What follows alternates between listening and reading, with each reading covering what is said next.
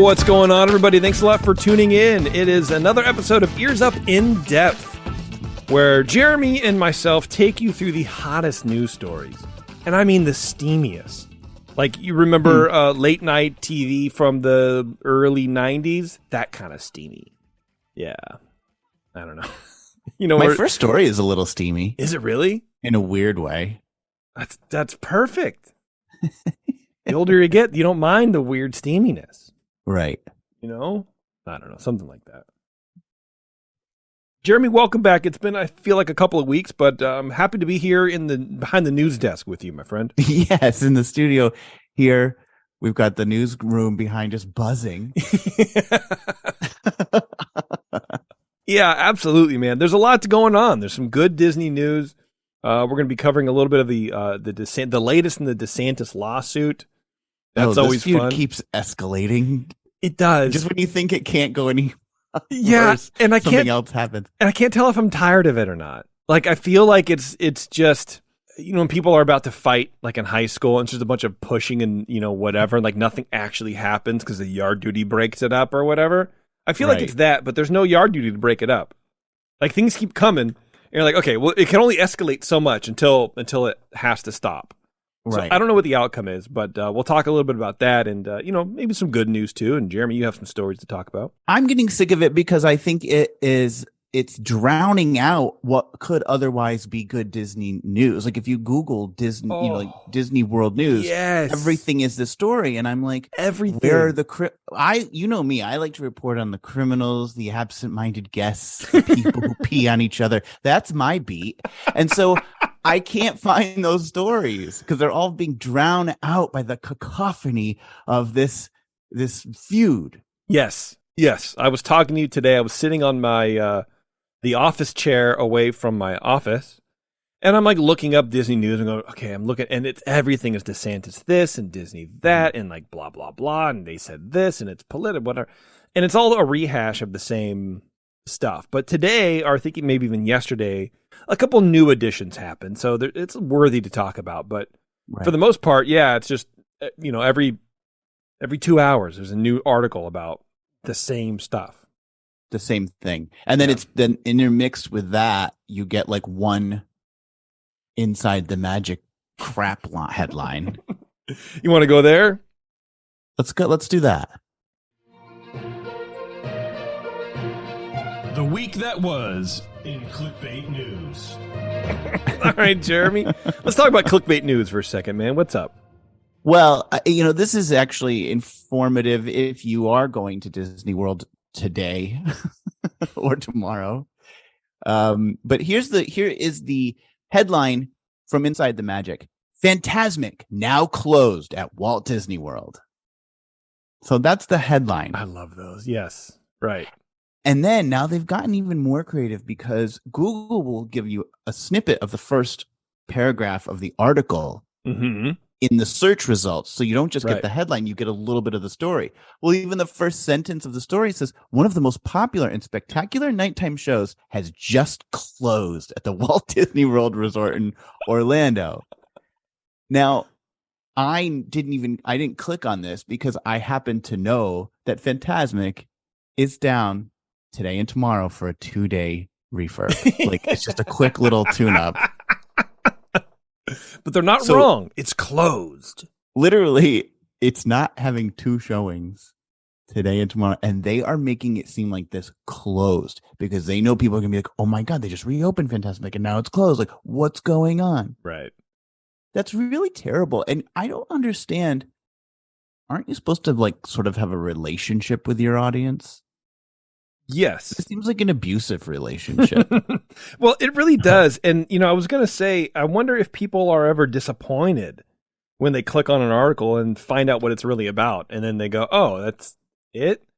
Because you read in some of the comments, either on like Reddit or even on Inside the Magic, articles themselves or wherever, people are going, I'm done. I'm unsubscribing. Like, this is garbage. Right. Every time I read, when it's not often, but enough where people go, if I had one comment like that, I would panic. So to me, it means that a lot of people don't matter, or a lot of people don't care. They're making enough money. What do they care? If until it hits their pocketbook, they're not going to care. They're not going to care. No. Oh, of course not. Which I understand also, because you can't be everything to everybody. But if people are saying the way that you work fundamentally goes against everything that I want to be as a person, I'm never going to even entertain the idea of opening an article of yours. I would, if a serious come to, Jesus moment. Yeah, I just feel like you must have done this, or you must have started a blog about Disney because you're passionate about it and you're a Disney fan, I would think. Right. And so it's just odd to me that their passion has morphed into bamboozling people into reading fake. Like, I get that makes money, but are they satisfying the need that they have to be a Disney blogger and report news about Disney? Like, because they're not really doing that. Didn't you say or that at least it's shrouded in bull crap? Like, didn't you say that they got bought? Like the original person who started it isn't there anymore? I believe that's the case. I do think that whoever started ITM, it was a few years ago, maybe 4 years ago, I want to say, that it was purchased and that it's taken a change. There was another one, and I don't have the details behind this, but they're also saying that Space Mountain is closed too, by the way, at Disneyland. But without having not clicked on it, I'm assuming that Disney is not getting rid of Space Mountain, and then that also too probably is just getting a refurbishment. See, I don't know how brief. This is one of the spaces where AI can really help. Is you just go to ChatGPT, summarize this article, and it'll do it. Or there's now a YouTube extension for Chrome. You can put ChatGPT for YouTube in Chrome, install an extension, so whenever you have a video open, you can copy the URL and put it in this little text box, and it'll summarize the video for you, give you bullet points if you want to tell you if it's worth your time to actually watch the thing. Sometimes these videos 45 minutes, and I don't know if it's worth my time actually doing. You can do this and be like, okay, I'll read that. Yeah, it's probably not what I'm looking for. I'm going to pass. Or, okay, I'll read that. It'll even give you a transcript of it too. But I think this would be neat for finding out what's in these articles without clicking on them. So you don't give these people clicks, but you still, report on it, I guess. Something must click on it in order to get. First of all, you're saying things I don't know what they are. Like, I don't know what ChatGPT is. It comes up all the time. People are talking about it. I have to wonder, am I like my grandmother in the sense that if people mention Twitter, I'm sure she probably never knew what that meant. Right. That makes no sense. I think that is now me when people say ChatGPT. I don't know where that is at an app. I have no idea what that even is. It's AI. We could talk about it. It's really cool. Fundamentally, it's a little bit broken, but it's basically artificial intelligence that will, you'll teach it how to do things. It'll write code for you. It'll do whatever. Like, let's say you want to send an email to somebody. It'll clean it up. It'll add certain things, or it'll rewrite it for you, or, whatever. And it's not perfect because it's the free version, but there's also, I'm looking at AI for video where you can do text to video stuff where you can just write text and it'll auto generate these images for you. Pretty weird stuff, man. But more important, I don't think that'll ever take off, but I think it's a lot of compiling videos, doing editing for videos to automatically detect scenes or pull stuff out of the background. That kind of stuff is fun, and that I think is really useful in the space because editing is terrible. Or there's one, I forget what it's called, but you can take a video and AI will turn everything in it to claymation. So, for example, you could have a video of you running down the street, and I can run it through AI and generate it as a claymation figure that looks like something, whatever you want, running down the street or whatever. You can do these kinds of things, turn them into less traditional sources of animation, so you can make a claymation video with AI. I don't know, whatever. Anyway, well, I'll leave that with you. Thanks. None of that sounds very intriguing to me. I love it. I also have nothing else to do. So, well, we don't have to get off on a tangent here, but there's no if it's gonna edit a video for you, it's not going to do it in a way that a human would. It's going to miss emotion. I mean, we have the ability to sort of connect and tell a story. It might make something that looks okay, but also if you're using ChatGPT, everyone else's video is going to look edited the same way. So Yeah, well, and everything will just be the same. That's the worry. That's the concern. Where we're using AI to teach itself AI, right? So eventually, the content we feed back into it is just going to be in this loop. So the quality is not going to be good. Quality is not really there anyway. Now it's just fun. But people's jobs are being replaced, by it. Like I read some article, and we'll get off. I'll take all this out because it's not really, cogent. I don't know, whatever. This article about this graphic designer for I forget what company, but he's like, I literally lost my job because my boss discovered Midjourney, which is like the high end text to image generator, and he goes, so he just does this, puts whatever he wants in, and he knows how to like regenerate some of the images, and goes, hey, let's do this. Take this and rework it, and he just takes it like the low level staffers and reworks the thing that he made in Midjourney, and that's the thing. So like I literally lost my job. And it's like, that sucks because you can't compete with things you don't even know about. You know what I mean? It's like, it's hard. Right. You can't think of every possibility, every permutation of someone's weird idea. And it looks different enough where people kind of can gravitate towards it a little bit more. So that's too bad. Yeah. For now, I think that's where we're at. I think everything will come back around. People are just excited about it. But like you said, you can't do everything with it like a human would, and there's no personal touch to it. And art kind of needs that. I think an email needs that. Dude, some of the stuff is wild. I don't like it. Like the grammatically, it's not great, and you can tell. I think you can kind of tell. Like I would never just run it through and go and spit out and send whatever it spits out. I've used it before to help me with writing, but I go back and I go, okay, that's not even right. This doesn't even make sense. Or they repeat themselves 2 or 3 times. It's like, okay, so you can like help it along. I think it's great for brainstorming. If you have ideas or whatever, like you can feed ideas or whatever. But anyway, let's pretend this never happened. Yeah, Inside the Magic is weird, and I hope they go away soon. What do you think of that? I love that. Okay, great. Should I go first, Jeremy, or was that, what's that? What should we do here? Why don't you kick it off? All right, I'll kick it off here. Let's kick it off with a feel-good story. Jeremy, the Make-A-Wish nonprofit organization was honored at Disneyland on Friday last week to celebrate its long-standing partnership with the Walt Disney Company. The celebration came a day before World Wish Day, which was Saturday. I missed it. I'm sorry. And marks the anniversary of the wish that inspired the nonprofit.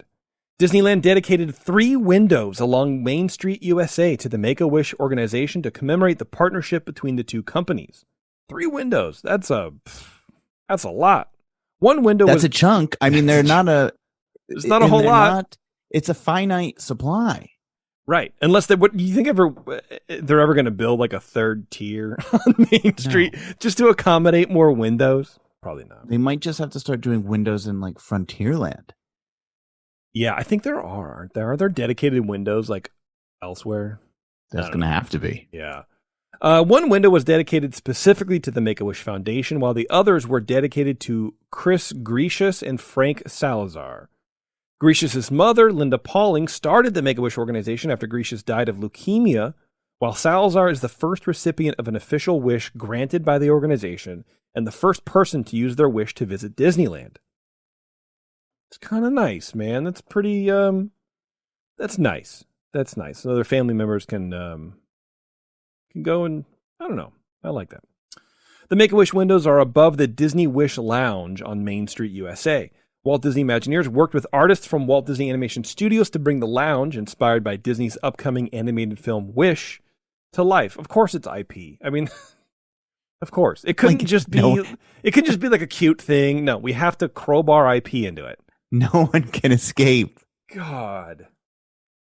The lounge serves as a place Wish kids and their families can rest and recharge during their visits to the resort. Okay, so it's like a private thing for the Make-A-Wish families that are visiting the park. I like that. I think they should get that. Why not? Great. The dedication marks the first time in Disneyland Park history that windows on Main Street, USA have been dedicated to a nonprofit organization. Typically, the windows are dedicated to people, but not like an actual, thing. So that's nice, man. Yeah. That's great. It's a great organization. Well, apparently you can join the Make-A-Wish celebration by using the complimentary Wish Come True Disney Photo Pass lens, which is available through the official Disneyland app. There you go. Exciting. That's great. Yeah, good stuff. It is a good organization. It seems like a nice thing to do. So good on them. And I'm glad they got a little love on Main Street, of all places. So it's been 150,000 wishes? Is that what it was? I think so, yeah. That's a lot. That's a ton. A cast member found himself under arrest after taking video up someone's dress. Oh my God. Really? This is coming at us from News 6 in Orlando. To be honest with you, I don't even know what this is about, but I'm surprised it's taken this long. I'm surprised. You know what I mean? It just seems like I don't know. I'm shocked, but I'm not surprised, I guess.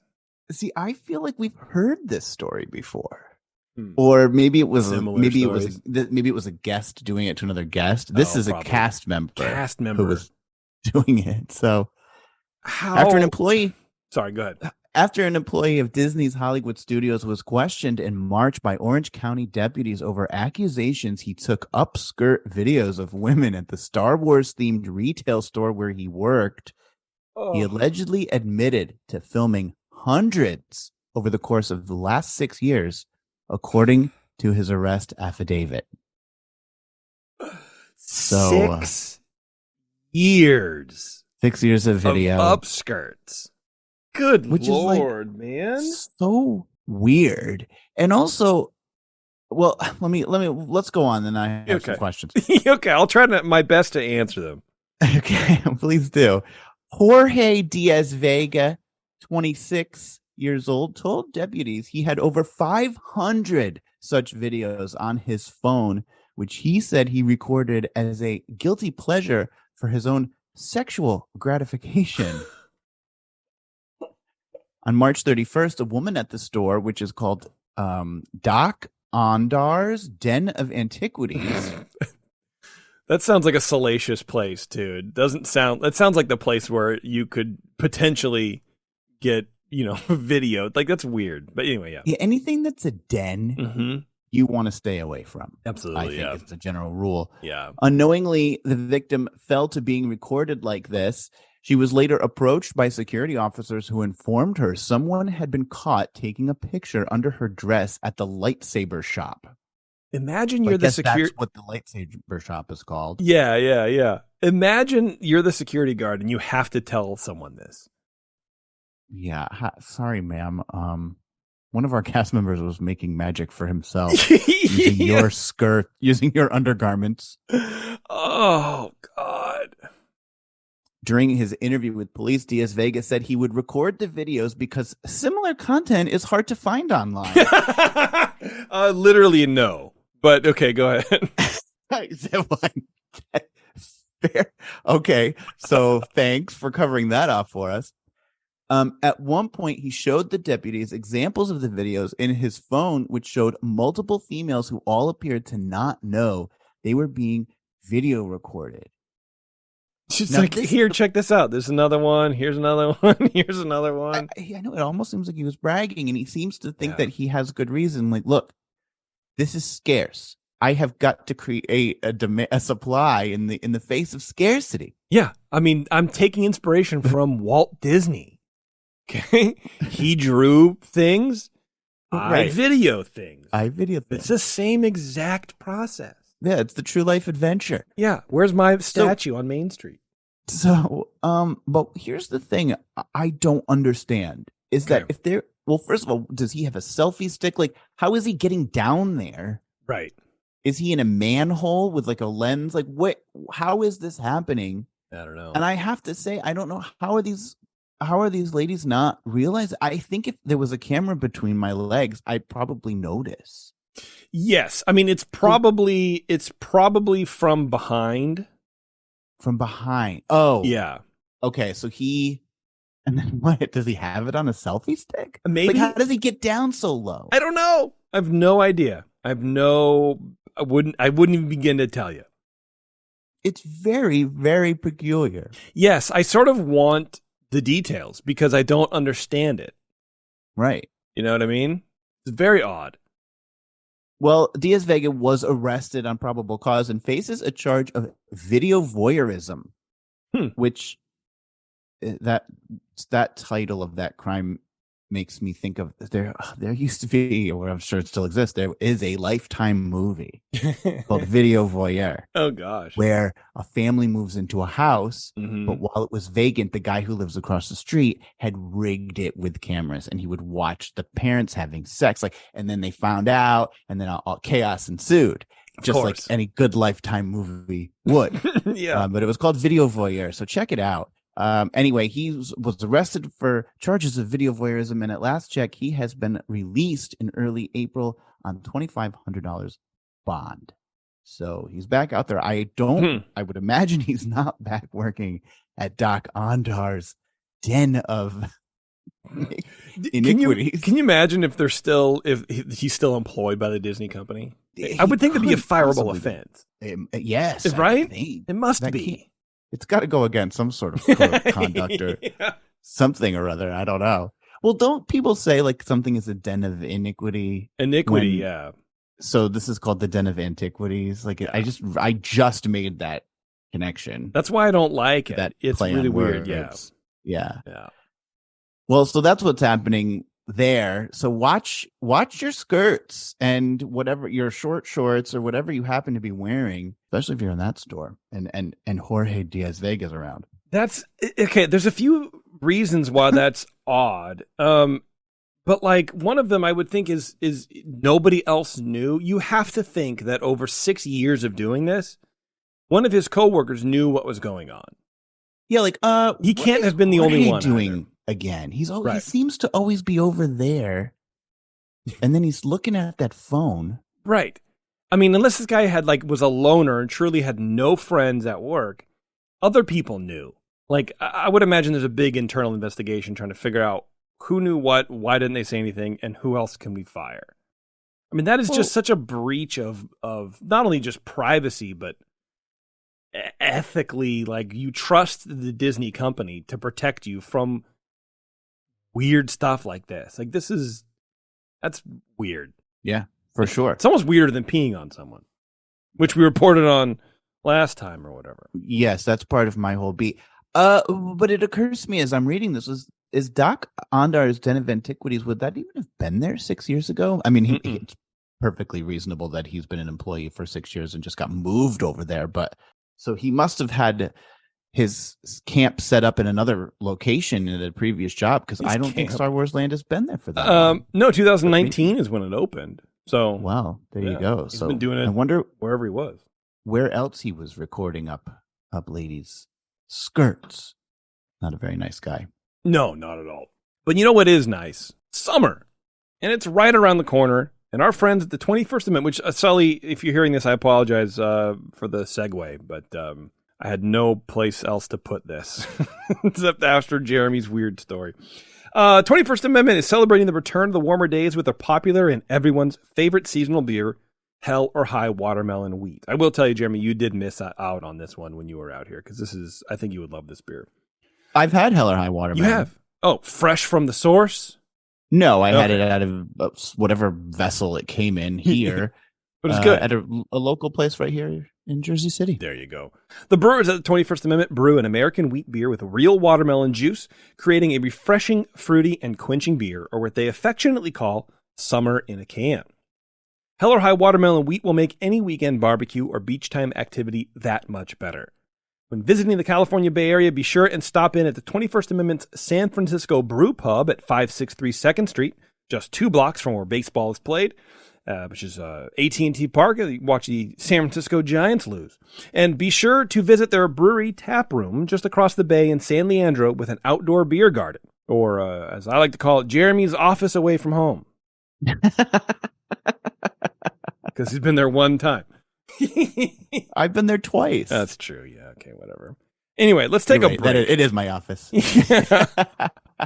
Let's take a break. We're going to come back, and we got some more news to cover. So hang tight, everyone. It's In Depth. We'll be right back.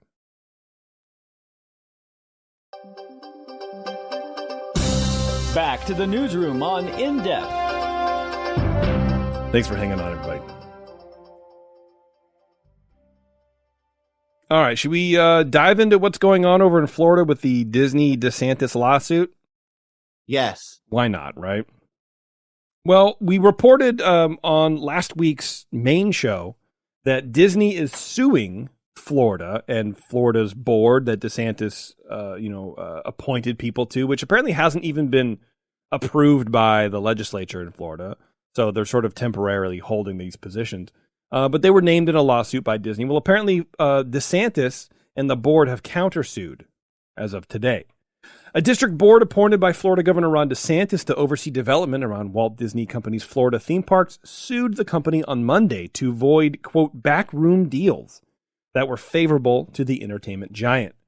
The state court lawsuit escalates tension between Disney and the Republican governor and likely presidential candidate.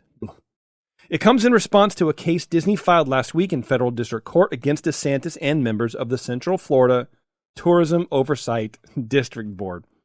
Which, again, Reedy Creek is such a cooler name.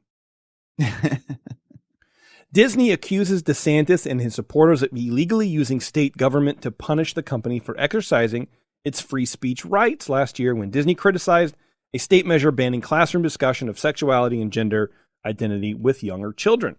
DeSantis, who is expected to soon declare his candidacy for U.S. president, has repeatedly attacked, quote, woke Disney in public remarks.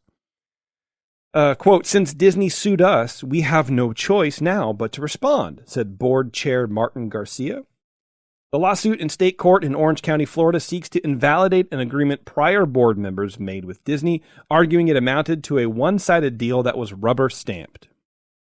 The Central Florida Tourism Oversight District Board maintained that Disney rushed through the agreement before the new board assumed oversight of municipal services. Quote, in an effort to stymie Florida's elected representatives, Disney covertly cobbled together a series of 11th-hour deals with its soon-to-be replaced puppet government. Okay. I don't know, man. Whatever. The lawsuit argues that Disney worked with its, quote, puppet board to perpetuate its stranglehold over the district, insulating itself from new board by adopting a developer's agreement and restrictive covenants. DeSantis said that the agreements were, quote, riddled with procedural and substantive defects that render them void and unenforceable. Disney's lawsuit argued that the company did what any prudent developer would do, use tools to blah, blah, blah, blah. Anyway, that's basically what's going on. Yeah, in the lawsuit that Disney filed, they said that DeSantis' appointed board's assessment was patently retaliatory, patently anti-business, and patently unconstitutional. Yeah. DeSantis weighed in on the Disney dispute at a press conference on Monday. He says, quote, it is wrong for one corporation to basically corrupt the local government and run it as its own fiefdom, be exempt from laws, have all kinds of benefits that nobody else has. The Florida governor said he's carrying out the, quote, will of the people, and Disney is, quote, putting their thumb in the eye of the voters of the state. The will of the people. I can't imagine the people don't care that much. You know what I mean? I can't imagine that this is something that you would do to ingratiate yourself with the people of Florida. Right. Obviously, this has to be decided by a judge because who knows what is legal? Like, who knows if they were allowed to pass that 11th hour thing. Right. When I heard that, I thought, well, that it won't matter because the state legislature is above any local municipality, and whatever the state legislature passes would supersede anything that a local, like, that's done at the local level. So I couldn't imagine that would even hold up for very long. This seems like an incredible waste of resources on everyone's side, and I just don't understand. Like, I feel like, why is this still going? Yeah.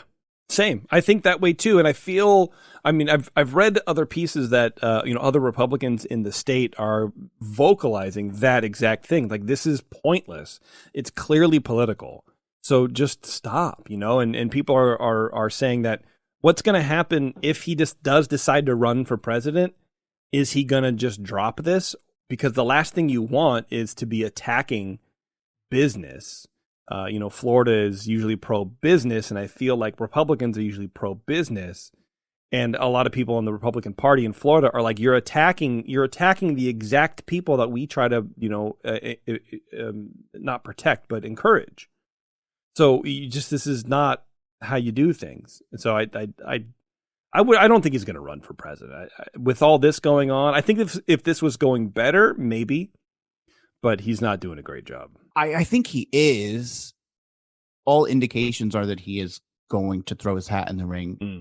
But maybe this will cause him to change his mind, because there was a piece done I read this week, and they were basically talking about how it's affecting Celebration, and so they were the town that Disney built, which Disney doesn't own any longer, but they developed it, and a lot of people across the political spectrum in Celebration were kind of like, why is he taking this so far? Seems like when he said we could build a prison on Disney property, it was like, what are you even doing? Like, I mean, ultimately that's saber rattling. And I do wonder, because I think that comment was even mentioned in Disney's lawsuit. And I'm like, well, I don't know that like him speaking contemporaneously merits a lawsuit. Which isn't to say that the rest of the lawsuit isn't worthwhile. Yeah. I just felt like that particular point, it's like, well, he was just saber rattling. I don't know that that's necessarily illegal. It's stupid and annoying. Well, I do think this about this whole thing. Yeah. Is we do have to remember, for whatever reason, this Reedy Creek Improvement District was exposed to all of this scrutiny. Yeah. You do have to remember why Reedy Creek Improvement District was built, or even why is that in existence? Why do these development deals exist, or development improvement districts exist? And it's because Disney said, we want to build a futuristic city, and we can't have the people who live in this city voting because we have to run it. And in America, people have voting rights, and we can't have. We need to be able to control building codes. We are going to be experimenting with new building techniques. We need to be able to do our own transportation systems. They're modern, they're different, and it's all about the first word in Epcot is experimental. Right. And so they went to Florida and they said, look, we have to be carved out. We have to have our own government. You have to figure something out that gives us complete governmental authority and autonomy in this zone. And Florida did it. And in the biggest bait and switch in history, Disney turned around and was like, we're not building Epcot. And they never did it. Right. So the whole reason that Reedy Creek exists was to make a city of the future. Walt dies, Roy dies, and they're like, oh yeah, we're not doing that city, but now we still control this. So it's a little bit like, so they control, and that's why. So I actually live in a development district, or have own property in a development district. And there are limitations to the amount of my representation is in Florida, because obviously I can vote for statewide office and things like that. But like, I can't vote for the people who sit on the board of the community that I live in. They're appointed by a private company. That's insane. And that's what Reedy Creek had. And so I do think on the one hand, it's like, why if you're not going to fulfill your promise of building this futuristic city and you're just going to use it to enhance your position as a theme park operator, well, that isn't fair. And you should have to compete with the same rules and laws and regulations that Universal and Busch Gardens and Six Flags do in the same state. And so to me, on that seems fair. However it came about, which seems to maybe not seem so fair, but I do think like, I'm not against Reedy Creek being dissolved. I'm just at this point, I think, why is he talking about prisons and toll roads and well, so like it just seems like it's all gone askew. and I think so. From what I know about filing my own lawsuit, which I've successfully won in small claims court, you want to just throw everything at the board. You give every example. This is your assertion. And anything that could even be tangentially applied to this is what you put in there, because it's up for a judge to decide. It's not for you to decide. You don't want to make the decision for the judge.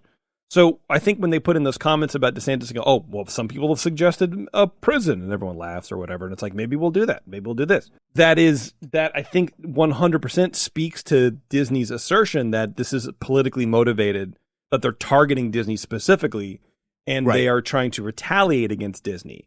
It's because they're not talking about building a prison next to Universal. They're not saying we need to build 5 prisons. Maybe we'll put one here. Maybe we'll put one up the street, whatever, right? It's specifically targeting Disney. So I think that's part of it. The other side is what you were saying about Reedy Creek. Yeah, I don't mind either. Obviously, I don't live there. Honestly, I don't really care what happens. It doesn't affect me at all, right? Except maybe when we go there next time. But things should be even. One corporation, one person shouldn't have it better or worse than the other because they were here longer. Doesn't matter, right? Everyone should be on the same playing field, I think. But it's how it came across that I think is broken. And it's very specifically targeted at Disney. Because like you're saying in your improvement district, you can't do certain things. Why does Disney have to then change, but nobody else can? If it's a statewide thing, saying, hey, we're going to change everything in the state, cool. Disney happens to fall under that, cool, but so does Universal. Whatever, that's fine. But just specifically Disney, because the quote woke Disney, like this is why, I mean, it's very clearly retaliatory. I think that's wrong. And what he's doing is making more enemies. And he's making more people be on the side of Disney. I am the last person to jump on the side of Disney and just defend them for no reason. But in here, I'm rooting for them, even though I don't care, just because I feel like they are getting sort of like the raw end of the deal. They're getting a lot of focus. And I feel like it's because DeSantis is going to try to use that. He was trying to use this as a buildup to run, but I don't think it's going super well. So I think he's not getting as much clout as he thinks he is. But I could be wrong. Well, I don't know. I think he thought it would galvanize his base, and I think what he's done is lost the middle. Yeah, I agree with that. But the one thing that I will add to what you said is that there's an improvement district, and then there's several improvement districts, and there's development districts. There's all sorts of different type of districts. I'm in a development district, not an improvement district. Right. Some things are similar, but Disney's improvement district is not the only one that faced this. Mm-hmm. That legislation applied to, I think, 6 improvement districts across the state of Florida. Okay. Disney's one of them. Interesting. I have not read that at all. Yeah. This mainstream media, Jeremy, is trying to divide us. I remember reading that. Mm-hmm. I don't think many of them got much attention because they're not Disney World. It's not Disney, right. But I remember reading that it applies to maybe 5 or 6 in total across the state of these big improvement districts that were sort of lost their autonomy. All right. Well, that's cool, I guess. So, but it's a little bit of a distraction, and it's becoming more than a little bit of a distraction. It's huge, getting annoying. Yeah, absolutely. And in another turn that was recently announced, the federal judge presiding over Disney's lawsuit against Ron DeSantis has recused himself, citing conflict of interest. The lawsuit filed on Wednesday, blah, blah, blah. Friday's order by U.S. Magistrate Judge Martin Fitzpatrick claims that the judge is related, quote, in the 3rd degree to someone employed by one of the parties in the lawsuit as a reason for stepping down. Now the case will be assigned to a different judge. That's it. So already there's some drama, and I would feel you have to look pretty hard to find somebody unrelated to either side in this. I mean, Disney is the largest employer in the state. Second largest. Publix is the largest employer. Okay. Related in the 3rd degree, I can't imagine that would be. I don't know. It almost seems like the judge didn't want to deal with it. It could have been. I like a recusal. I think I like a recusal too. It's very rare. Well, because you have to have faith in an impartial judicial system, and you don't want even the appearance of unfairness. And so I think a judge is saying, I can't be. If it ever came out that, I have this connection, that would look bad. I don't know which side it is, but I do think that you have to uphold it. You have to be cautious of even the appearance of unfair judicial system. So I applaud a judge doing that. I agree. Absolutely. Do you got another one? I do. Let's do it. More cast members have been handed a pink slip, and that could affect your D23 Expo trip. All right, let's get after it. The second round of Disney layoffs so far has impacted a number of TV and film divisions. So I think last week was like round 2 of this big 7,000 person layoff. It hit a lot of people last week, which is sad. But the divisions include ABC, Freeform, ABC Signature, 20th Television, Disney Plus, Disney Branded Entertainment, Hulu, Disney TV Animation, Walt Disney Television Alternative, and Searchlight, with Disney Television Studios marketing and first-run syndication among the units getting dissolved. How many television units does this company have? Yeah. Some Clearly of them, too many, man. Yeah. They've decided they can live without all of those. Right. So, it still leaves some, apparently. Not, I guess Hulu hasn't been dissolved, but I think divisions within them have been dissolved. But this seems crazy. And clearly with the purchase of Fox, they've got to have some redundancies here. Yes. But I wonder why it took this long though to figure all the redundancies out, you know? Like I guess when times are fat, doesn't matter so much that your payroll is bloated, but when times are thin in the streaming world, yeah. You know, I think what you just said is probably the reason why. Obviously, from what I'm saying from now on is from at this point is speculation, because I don't really know. But they kept thinking that streaming was going to be this big thing, and it just keeps losing money. And I think, to your point, when there's a heyday, a lot of things can sort of, you can cover your sins with a lot of things, or hide your sins with a lot of things, but you can't hide it for very long. And this guy who was running for the board and was like, you're milking the parks to cover for the sins of what's going on over here in streaming. And now I think it's been exposed. Their balance sheet looks off. Their balance sheet's a mess, as has been reported throughout the media. So I think they're like, they've got to tighten it up. And so now I think they're like, okay, well, we've got to do something about this. And Chapek just was kind of in that phase of coming to the reckoning that this isn't going to solve itself. You're right. And I think streaming in general is having a tough time. There's talk now Peacock is doing really bad. Like none of them are really making money except for Netflix, as far as we know. So, yeah, I mean, with Peacock specifically, I had to download the app because that's how I watch soccer. So I downloaded on my Shield, my Nvidia Shield streaming box or whatever. I don't pay for it. I don't want to do it. I didn't want to do it, but I think I see the benefit in some ways, where you can have these alternate content, like a lot of Premier League football is on Peacock. Okay, well, let's throw that up there, because you can't just put it on like basic cable or whatever. You can't just put it on TV. There's not enough channels. I guess there is, but that's probably harder. So it would be a shame to lose some of that, but you sort of then backfill with all these other shows. I mean, I don't know. I like a library to pull from.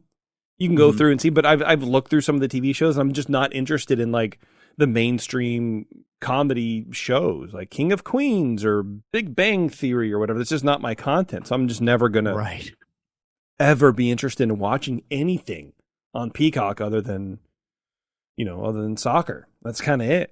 Same with USA. They have their own channel. I literally only watch soccer on it. That's it.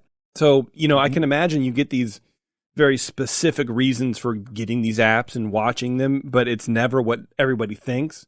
You're never going to pay for it. Sometimes I'll have to pay for Paramount Plus to watch like Champions League or whatever it is, one of the European Cups.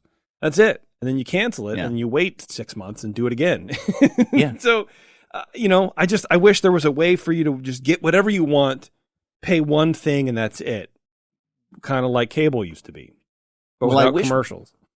Right. Well, and that's the thing, is like streaming is just becoming like cable. Right. Only with weirder and more annoying choices. It's actually, I'm kind of wanting to just go back to cable. Anyhow, let's get back to the Disney pink slip. Let's do it. Reena Singh is leaving as SVP development and current series for Disney branded television. Singh moved to the division more than 2 years ago from 20th Television, so she was inherited, where she was senior vice president of current programming. Multiple Disney TV divisions have folded their current series operations into their development divisions during this wave of layoffs. So Freeform consolidated development and current series. I guess these are two different divisions. Okay. Like you have who's making stuff and then what's already on. So they're combining them. Yeah, what's in development and then what got greenlit. Yeah. Yeah. So it seems that that's just all going to be one, which is your shows. Yeah. So there's SVPs are leaving there. Julie Jarman leaving. ABC's Senior Vice President Stacey Adams, she's departing. Also leaving Kelsey DeLora, Manager of Development at FX. Hold on, let me get to where this gets more juicy because there's a whole list of also hit by layoffs was D23. Oof. Wow, which I never understood D23 anyways. But when you launch your own fan club, I think you're jumping the shark a little bit. How great am I? Yes! This is the official fan club of the Walt Disney Company. I'm like, shouldn't that be independent? Yeah. Like, should we start an EarzUp fan club? Yes. And it's us? An in-depth fan club, right. We are co-president. So that is a little strange. D23 was founded in 2009, and it's known mostly for its biennial D23 Expo that takes place down there in Anaheim. The size of the cuts to D23 are in the double digits, with some sources indicating that as much of a quarter of the entire D23 staff is gone. And there's speculation that the division might just be restructured and folded into something else. Yeah, because you can't get rid of it. I mean, people pay for it too. I know, but like for just straight membership. And it feels like the membership doesn't get you anything. Like I wonder what the layoffs are, how many people are on staff, because they have like events every now and then, but it's kind of, they don't do anything except plan D23, plan the expo. Right.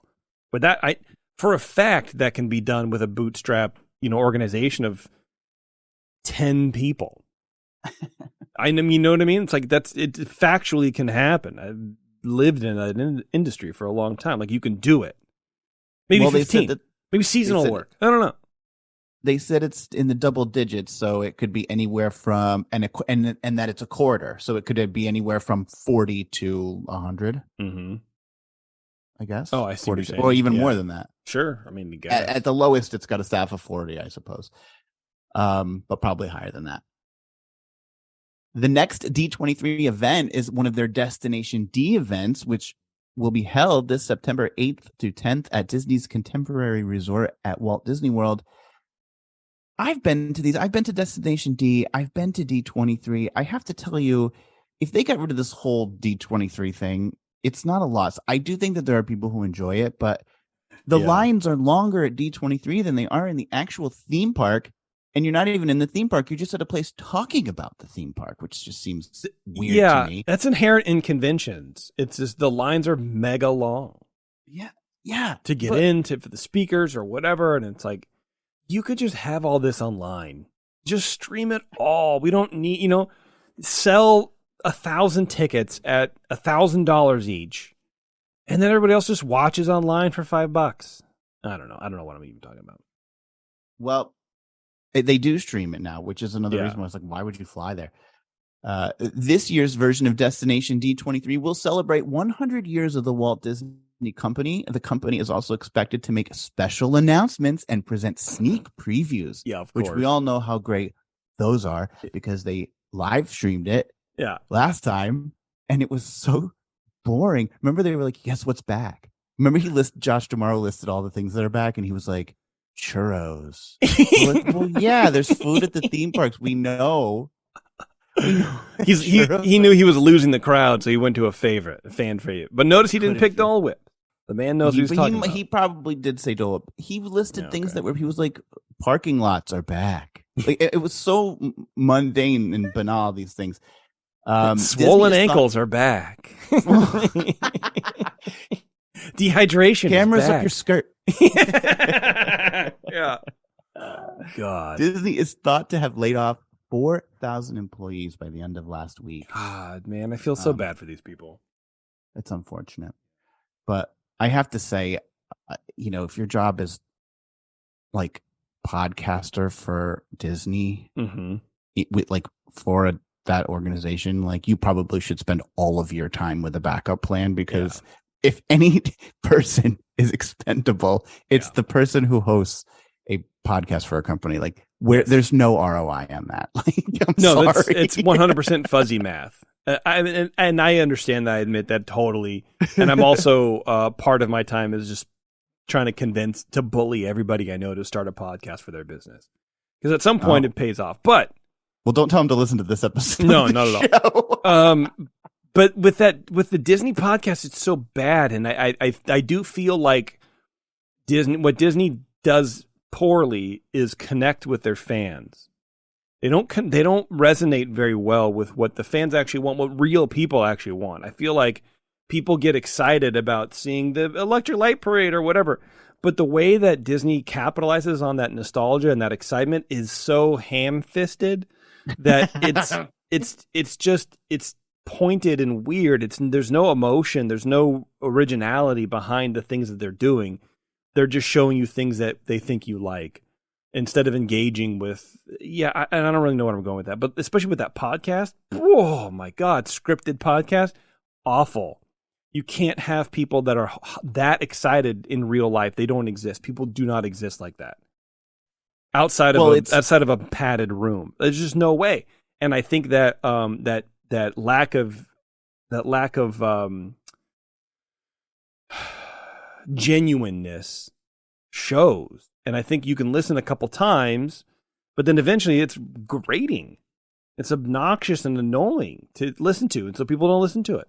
You know, I bet if that thing was doing gangbuster numbers download wise, they wouldn't touch it. Right. Because at some point it feeds people back into the park. It's just one of those weird ethereal things that we are assuming that this keeps people coming in, keeps people engaged with the brand. And that's always a good thing. But I guarantee you the numbers from launch show to the last one are down a lot because they don't know how to make a podcast. No, well, and it just, all it is I'm sure it's just their marketing budget. Yeah.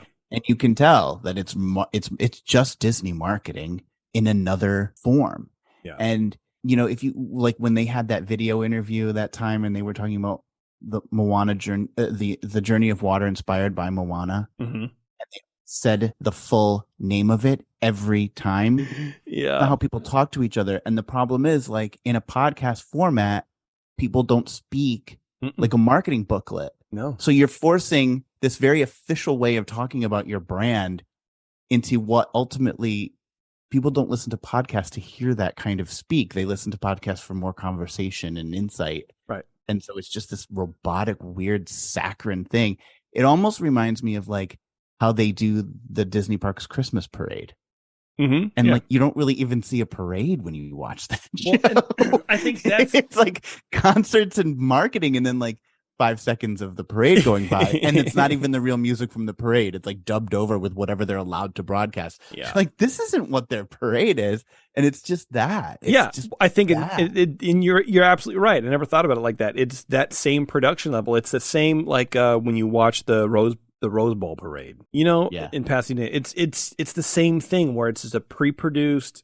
Everyone's got screws in their dimples trying to keep their smile going, and it's obnoxious and it's not. But on the other hand, I sort of understand because you can't just say, "Oh yeah, the Moana ride is going to be awesome."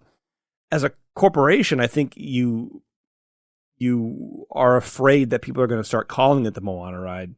But at that point, I wouldn't care. I don't know. I don't know if I would care so much. You want people to get the name right for branding, but also you're not going to be afraid of losing that name. When like Aspirin or Xerox or whatever, right? So it doesn't really matter. Yeah, I don't know. I feel like you can do that podcast you could probably spend $65,000 a year, and you can do that podcast just fine, and that would be plenty. But I bet they're probably spending $100,000, something like that, depending. I don't know. Well, if that level of branding is so important to you, get out of the podcast business.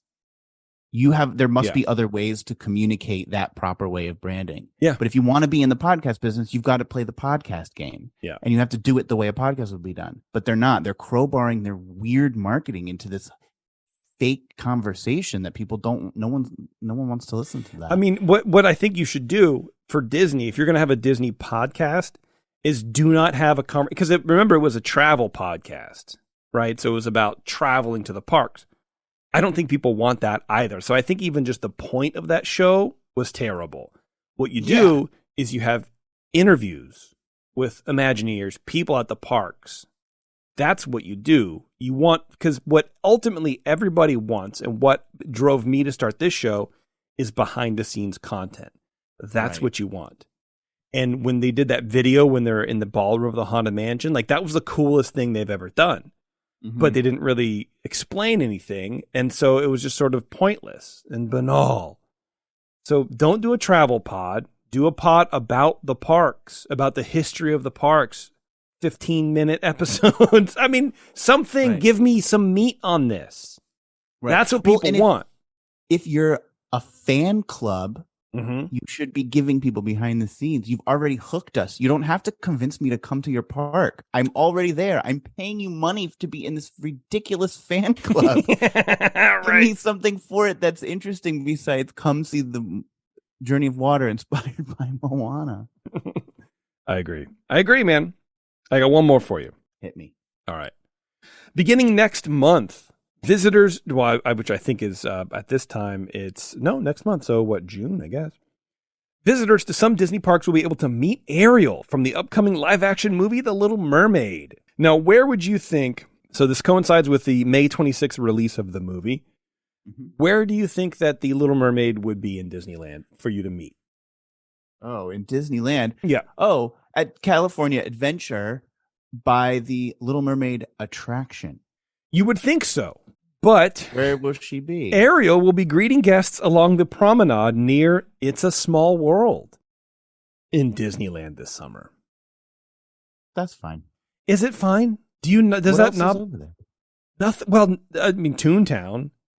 But like when I think of Ariel and I think of the Little Mermaid, I don't think of Small World. You're right. It would make sense to put her in DCA by her friggin' ride. Or at least, I don't know, Fantasyland. At least Submarine Ride. Well, that is Fantasyland. Small World? No. Is Small World part of Fantasyland? Really? Where else is it? It's like not way Tomorrowland. No, but it's like way out there. I don't know. I guess I don't think of it because it is so separated from everything else. I mean, it's more attached to Toontown than anything, but I'm not saying that it's part of Toontown. But it like backs up to Toontown. I guess it's one of those things where you just don't think about. Brian said in the chat says Ariel is at least in Small World. Yeah, I know, but she has a whole ride. I mean, you know what I mean? Just because she's mentioned in a ride that you pass by her in 30 seconds. It's 100% Fantasyland. Well, it is, and according to Brian, and that's true. Okay, sure. I just don't think of it as part of Fantasyland. I think about its own thing. Well, there's also the other reason why I think it should go in California Adventure is because presumably she's going to draw something of a crowd. So not only is the adjacency to her own ride appropriate, but California Adventure has much bigger spaces to accommodate, the wider pathways, and they can handle more people and more of a crowd, as opposed to creating a bottleneck over there in that one little walkway towards Small World. I guess I can't imagine people are going to care, because if she's on the promenade for Small World, is it going to be a meet and greet? I thought that's what this was, a meet and greet. It says you can meet Ariel. I don't know if it's a traditional meet and greet like you can with a character, or she's just going to be hanging out. There's like no details. In Florida, where she has that attraction, she's sort of laying on a rock, but you can do they have a live action? Take a picture with her. They have a live person doing it? Yeah. Really? I did not understand. Okay. I mean, well, there you go. This is well before this movie. Yeah. There's been an Ariel meet and greet for a few years back there. Weird. Yeah, I don't know. I thought it was weird. Apparently, I'm the weird one. I think having it at Small World is odd. No, it is definitely odd. Yeah. And I mean, it's the best place in Disneyland Park, I suppose.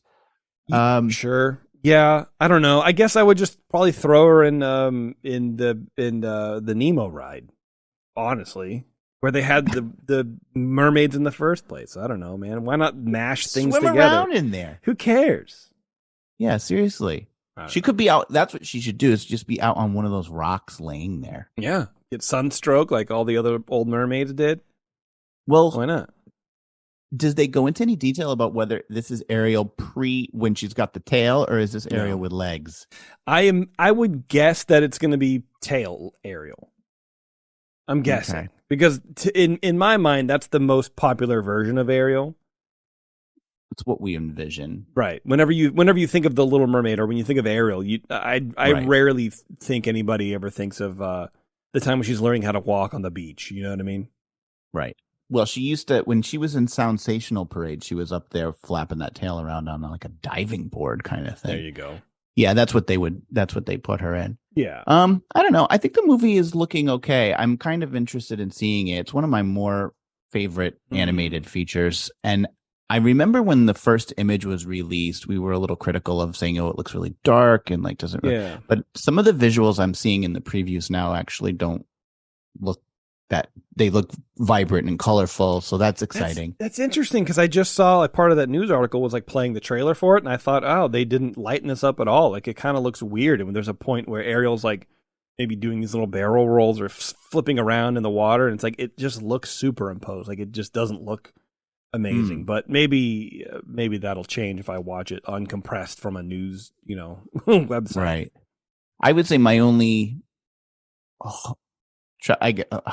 concern is that when you make animals, like animated creatures, into real animals, like they don't look cute. So Sebastian and Flounder are like cute in the movie, but now they look like a weird fish and a crab, like an actual crab. I saw the Flounder one. Like this looks like something from Mid-Journey. This is an AI generated fish. Like this can't be real.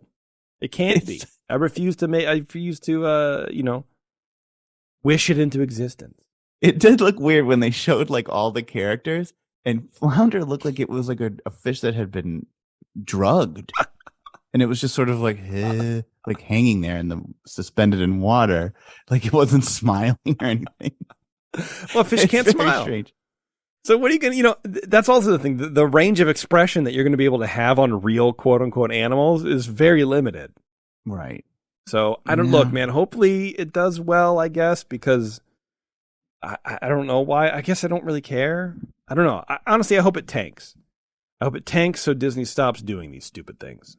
I'm there with you. I always love to hear new takes on like how things are orchestrated. So I'm excited to hear the soundtrack. Okay. I would love to. I'm love to hear Under the Sea played by like a fresh orchestra. So I think that'd be kind of cool. Hopefully it sounds good. If it doesn't, you'll hear from me. Great. All right, Jared, let's get out of here. Okay. All right. Thanks, everybody, for tuning in. I really appreciate it. If you want to go and support us, go to patreon.com/EarzUp and subscribe for as little as $5 a month. You get access to the secret show, all of our previous secret shows. Puny Pod has a whole secret thing for you guys, too, over there. There's a bunch of fresh content over there, so check that out. Also, go to our Etsy page at etsy.com/shop/EarzUp, and you can get the best Disney-inspired T-shirts around. There you go. And I'll bet you money on that. All right, thanks for a lot. Thanks for a lot, all tuning in.